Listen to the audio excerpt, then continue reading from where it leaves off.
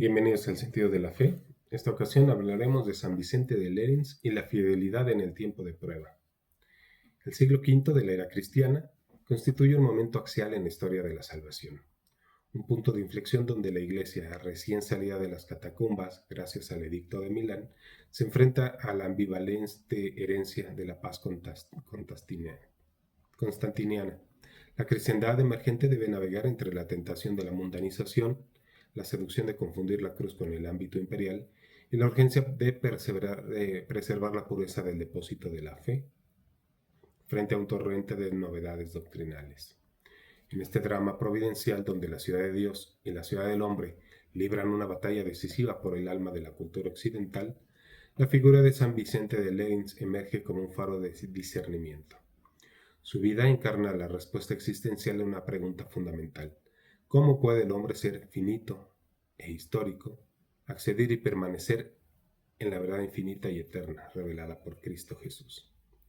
Desde la antropología católica, el ser humano, creado a imagen y semejanza de Dios, como unidad sustancial de cuerpo y alma, encuentra su plena realización no en la fuga del mundo, sino en la conformación de su ser total, mente, corazón y cuerpo. Con la gracia divina, la vocación de Vicente es un testimonio elocuente de esta dinámica. Su itinerario vital, desde una posible vida secular vinculada al ámbito militar hasta el silencio contemplativo del cenobio isleño de Lérins, ilustra un proceso de humanización auténtica. Su obra, El Comunitorium, no es un mero tratado polemista, sino la cristalización de una vida de entrega al servicio de la unidad eclesial, demostrando que el camino de santidad es la respuesta libre y total del hombre a la llamada de Dios. En el contexto de Pérgamo, San Vicente representa la resistencia profética contra la idolatría de lo novedoso, afirmando que la auténtica fidelidad es clave para la verdadera libertad. El escenario en el que se desenvuelve la visión de Vicente de Lérins es el de la Galia del siglo V, un territorio fronterizo donde el sueño de las romanitas se desvanece bajo el avance de los pueblos bárbaros. El Imperio Romano de Occidente se desintegra y con él el marco político que había sustentado la reciente alianza entre el trono y el altar. Esta crisis sociopolítica tiene su correlato en el ámbito eclesial. La desaparición de la persecución sanguinaria da paso a una lucha más sutil pero igualmente peligrosa: la guerra contra la heterodoxia. La Iglesia ahora oficial, debe discernir con extremo rigor entre el desarrollo homogéneo del dogma y las desviaciones heréticas que con aparente rigor filosófico amenazan con fracturar la unidad del cuerpo místico. Tras el Concilio de Éfeso en el año 431, que afirmó la unidad de la persona de Cristo y la maternidad divina de María, la batalla doctrinal no cesó. Por el contrario, surgieron nuevas controversias que ponían en juego la comprensión de la gracia y la libertad humana. El pelagianismo, que negaba la necesidad de la gracia interior para la salvación, exaltando la capacidad autónoma de la voluntad, había encontrado un terreno fértil en la Galia. Frente a esto, la profunda reflexión agustiniana sobre la predestinación ofreció una respuesta ortodoxa, pero su lenguaje generaba recelos entre quienes temían que pudiera llevar al fanatismo. Vicente se sitúa en el corazón de este conflicto. Su preocupación central era la salvación de las almas, comprendiendo que la doctrina equivocada sobre Dios y sobre el hombre conduce inevitablemente a una vida espiritual deformada. Por ello, su misión se enfocó en proporcionar un criterio seguro para navegar en el mal por celoso de las opiniones teológicas y preservar la integridad del depósito de la fe recibido de los apóstoles. Vicente nació en el seno de una familia noble en la Galia. Hacia finales del siglo IV, su origen le concedió una educación esmerada y, según todas las indicaciones, una carrera en el servicio militar del imperio. Esta primera etapa secular era significativa desde una perspectiva antropológica. Vicente era un hombre de acción, acostumbrado a la disciplina, al orden y al servicio de una causa temporal. Su cuerpo y su alma estaban inicialmente ordenados hacia los ideales de honor y lealtad propios de la sociedad romana. Sin embargo, la gracia divina actúa en y a través de la naturaleza. La crisis del imperio, lejos de ser un desastre político, fue para Vicente una ocasión de discernimiento profundo. La fragilidad de las instituciones humanas lo llevó a buscar un reino que no fuera de este mundo, una lealtad suprema que no pudiera ser quebrada por la invasión o la decadencia. Respondiendo a una llamada interior que resonaba en lo más hondo de su ser, Vicente abandonó la milicia secular para abrazar la milicia de Cristo en el monasterio de Lerins, una isla frente a la costa de Provenza. Este cenobio se había convertido en un faro de cultura y santidad, un lugar donde la búsqueda de Dios a través de la oración, el estudio y la vida comunitaria florecían con intensidad. La transición de Vicente no fue una negación de su humanidad previa, sino su cumplimiento.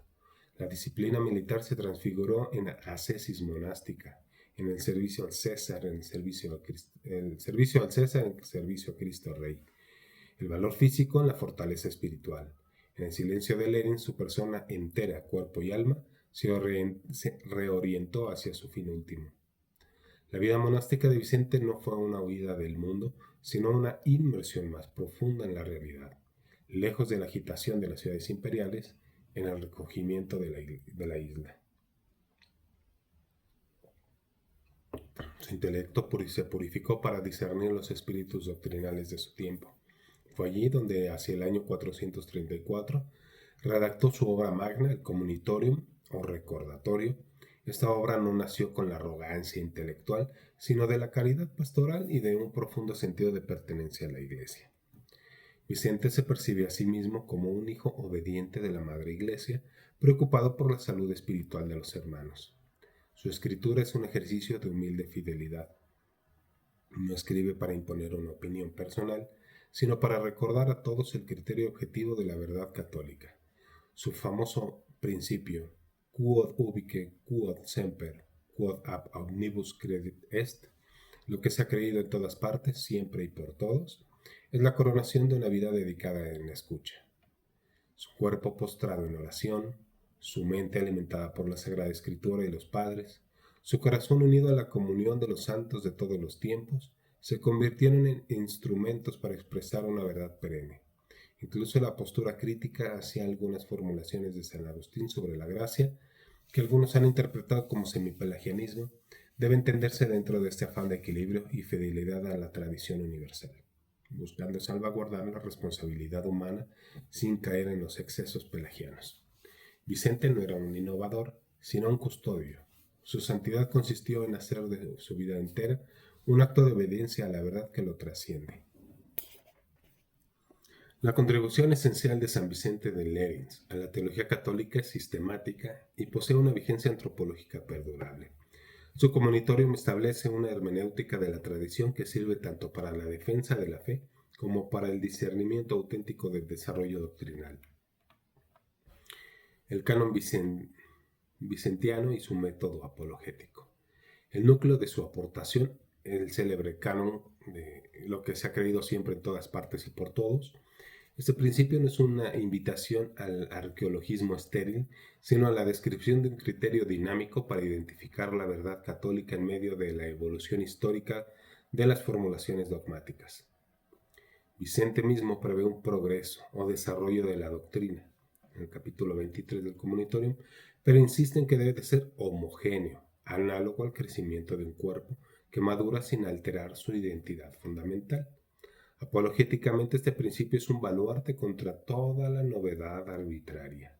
En el siglo V se aplicaba directamente contra el pelagianismo y otras herejías. En la actualidad sirve para refutar el principio protestante de sola escritura, que es una innovación histórica que no cumple con el criterio de universalidad y antigüedad, ya que la interpretación privada de la Biblia, separada de la tradición viva de la Iglesia, genera pluralidad de doctrinas contradictorias, lejos de la unanimidad que exige Vicente. La fuerza del principio vicentiniano se manifiesta en su aplicación a las verdades centrales de la fe. La Trinidad, capítulo 13 y 16. San Vicente defiende la fe trinitaria recibida afirmando la unidad de naturaleza y la distinción de personas. Su método apologético refuta herejías antiguas como el arrianismo o el sabelianismo, y por extensión se opone a los unitarios modernos que niegan la Trinidad, demostrando que toda esta doctrina es el corazón de la fe, siempre en todas partes y por todos. creída tal como quedó definida en los concilios de Nicea y Constantinopla. En cuanto a la cristología, afirma la unión hipostática en Cristo, la perfecta divinidad y humanidad unidas en una sola persona de Cristo. Su defensa de la tradición prefigura y valida la definición del Concilio de Calcedonia en el año 451. Apologéticamente es un antídoto contra el nestorianismo que divide a Cristo en dos personas, el monofisismo que confunde las naturalezas y formas modernas de adopcionismo que ven a Jesús como un mero hombre elevado a categoría divina. Soteriológicamente, capítulo 26, Vicente critica las desviaciones pelagianas y al mismo tiempo muestra cautelas frente a las interpretaciones extremas de la gracia agustiniana, que pudieran comprometer la libertad humana. Su enfoque busca el equilibrio ortodoxo, defendiendo la necesidad absoluta de la gracia para la salvación, pero sin llegar a la predestinación rígida. Esto lo convierte en un referente para la apologética contra los extremos modernos, tanto contra un pelagianismo secularizado que confía solo en el esfuerzo humano, como contra un calvinismo que anula la libertad. Eclesiológicamente, capítulo 2, la Iglesia es presentada como la guardiana y maestra de la tradición universal. Para Vicente, la verdadera doctrina es aquella que profesa la Iglesia católica en su totalidad. Este concepto es una defensa apologética directa de la indefectibilidad y autoridad magisterial de la Iglesia católica frente a comunidades eclesiales separadas, cuya existencia es más bien el resultado de haber quebrantado el principio de la universalidad y la antigüedad y unidad. La actualidad del comunitorium es sorprendente. Es un arma poderosa contra el modernismo y el relativismo dogmático que pretenden reinterpretar la fe según criterios contemporáneos, separándola de su fundamento histórico objetivo. La noción de desarrollo homogéneo permite, además, dar cuenta de la legitimidad de dogmas posteriores como los dogmas marianos, que son la Inmaculada Concepción y la Asunción, mostrando que no son invenciones, sino explicaciones homogéneas de verdades implícitas en el depósito primitivo que han sido creídas de manera orgánica por el sensus fidelium. Es importante notar que el comunitorium no trata explícitamente de mariología, sacramentos específicos o escatología detallada. Lo que subraya su propósito concreto es establecer un método general de discernimiento. Su hermenéutica bíblica subordina la interpretación de la tradición y su énfasis en la oración litúrgica comunitaria completa un cuadro donde la fe es una posesión viva y colectiva, nunca un logro individualista. Así la obra de Vicente trasciende con su contexto inmediato para erigirse en un pilar perenne de la apologética católica, demostrando que la fidelidad a la tradición no es estancamiento, sino la única garantía de un auténtico progreso en la inteligencia de la fe. Reflexionemos. La figura de San Vicente de Lérins proyecta una luz poderosa sobre los desafíos de la vida cristiana en el siglo XXI. En una era caracterizada por lo que se ha denominado la dictadura del relativismo, donde la verdad objetiva es frecuentemente negada y la noción de la tradición es vista como opresiva, la virtud central de Vicente, que Vicente encarna, la fidelidad doctrinal que entendía como amor a la unidad eclesial, se revela de una actualidad palpitante. Su santidad no reside en gestos espectaculares, sino en la perseverante y humilde adhesión a la fe de siempre. Precisamente en un tiempo de confusión y cambio, esta fidelidad es en esencia una virtud teologal que se arraiga en la caridad. El amor a Dios y su Iglesia impulsa a custodiar el depósito sagrado. La relevancia de su mensaje es escatológico. Frente a las ideologías que prometen un paraíso terrenal mediante el progreso técnico o revoluciones políticas, formas modernas de las antiguas herejías que pretenden salvar al hombre sin la cruz, el principio de Vicente recuerda que la esperanza cristiana está anclada en las promesas de Cristo, cumplidas en la historia, pero cuya plenitud pertenece al fin de los tiempos.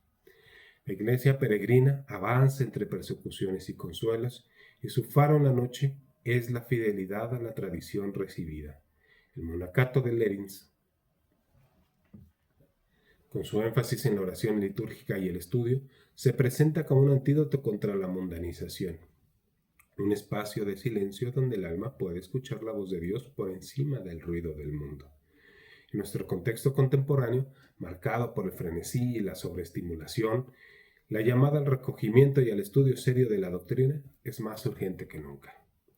Por todo ello, el llamado a la acción que se desprende de la vida de San Vicente es claro y apremiante. En primer lugar, es un llamado al discernimiento intelectual y espiritual.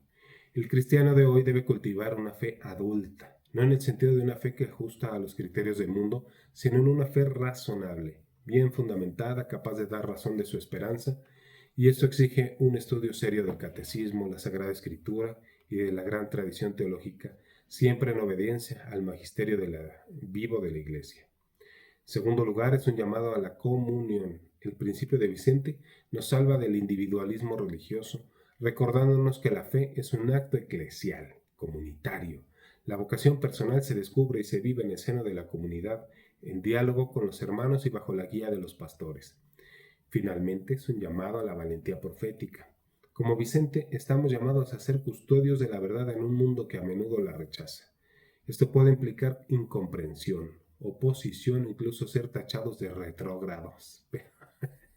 Pero la fidelidad, como el santo demostró, es la verdadera fuente de libertad y paz. En conclusión, San Vicente de Lérins, desde su isla, en Matre Nostrum del siglo V, sigue interpelándonos. Su vida nos enseña que el camino de santidad es el camino de la fidelidad gozosa a Cristo, transmitida por su Iglesia.